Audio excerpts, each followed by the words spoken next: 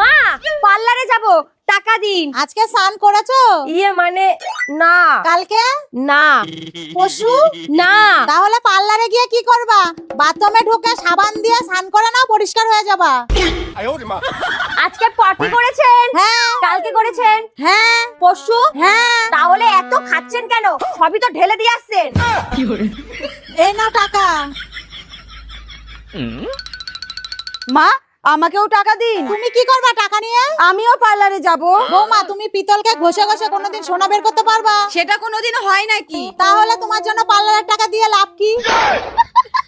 এত বড় অপমান! ঠিক আছে, আমিও দেখিয়ে দেব। একদিন আপনাকে আমার থেকে টাকা চাইতে হবে।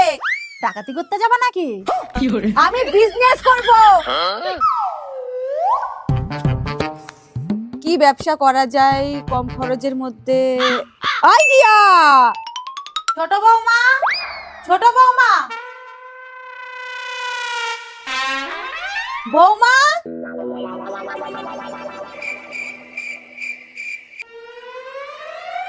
এ কি তুমি এটা কি করছো?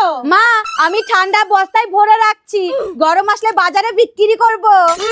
বাজারে বিক্রি করবে? কে কিনবে তোর থেকে? যাদের বাড়িতে এসি ফ্রিজ নেই তারাই লাইন দিয়ে কিনবে। ওই তুই আমার দিক থেকে নিবি না, তোর দিকে যা।